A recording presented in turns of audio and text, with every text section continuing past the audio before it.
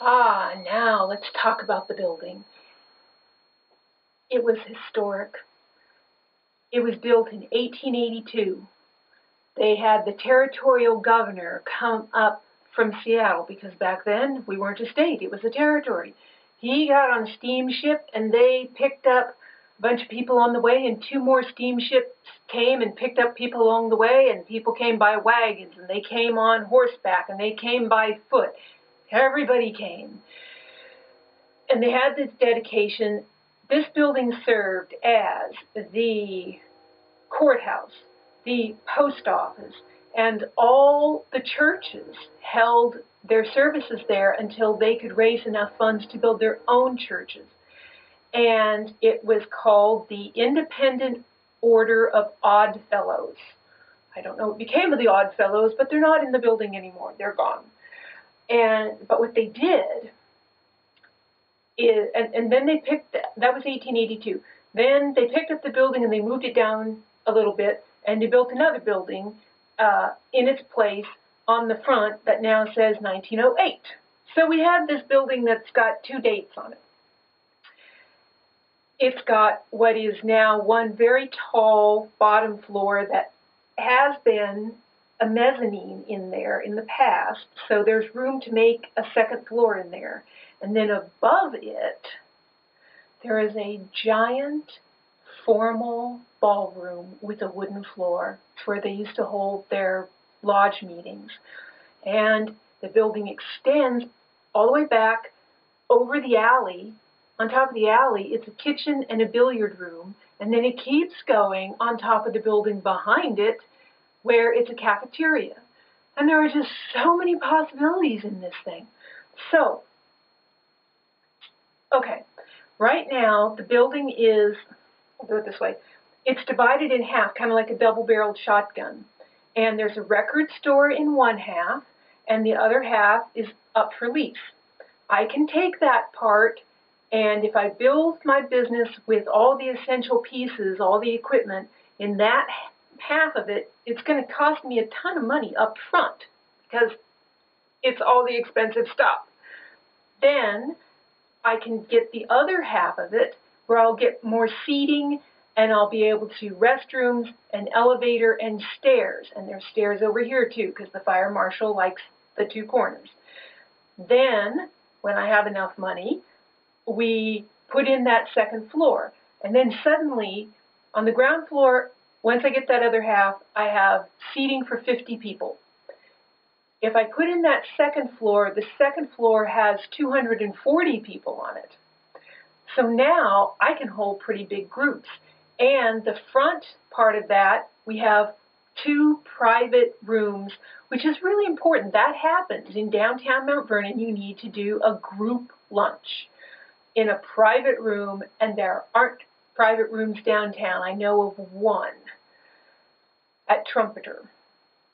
But I would have two and a wall between them that folds back, so you could make it for 40 people if you wanted to.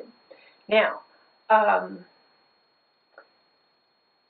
then the upstairs, if we get that formal ballroom going again, well, have you ever watched TV, Dancing with the Stars? It has 20 to 30 million viewers a week. It is a popular thing. And dance is a good thing for your body. Get some exercise. What we no longer do in the United States is go and move around. So you could do that. We could get dancing going again. And there had been talk a couple of years ago of using it for ballet lessons. I'm thinking, what the heck? Why aren't you doing yoga in there? You could have quite a few things going. Down at the senior center, there's a terrific guy who does square dancing. He's really good. We could hold that up there. So it could become every night of the week there's something different going on upstairs. And then you go down and you can eat. Well, this is all great. People going up and down and serving all their needs and having chit-chats.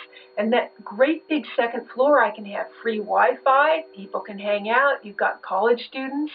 What I've been really impressed with is when I've been taking my poll around town, when I talk to teenagers, I get about as far as saying juice on tap and there's 20 in a row, and you take your bottle, and they'll say, I'm there. I'm there. When's it opening? The teenagers are all over this. So there's a college in town, Skagit Valley College, and I've been in college. You get just to a point where you've got to get off campus or you're going to lose your mind. And the bus, the 205 bus, goes directly from the campus to 1 block from this building. The college students can come and hang out. The high school students can hang out. It's big enough to accommodate a lot of people. Also, what the high schoolers told me is, they would be so happy to hold their prom there because they're all sick to death of going to McIntyre Hall down at the local college for their one formal location. There's no other venue around town to do it. But I'd have the capacity to handle that. So they could do the dance upstairs on the 3rd floor and then go down to 2nd floor for their banquet. It's perfect. It's perfect. So then, because the building goes over the alley and continues as a cafeteria on the other side, I keep thinking, in time, as we get financially stable and can do it, I would love to make that cafeteria be a place to eat for people who are low income. I saw a movie that was set in England during a strike back in the Industrial Revolution days, and a guy made a comment that they were getting the strikers together for a communal kitchen because 20 can eat cheaper than 1. And that's true.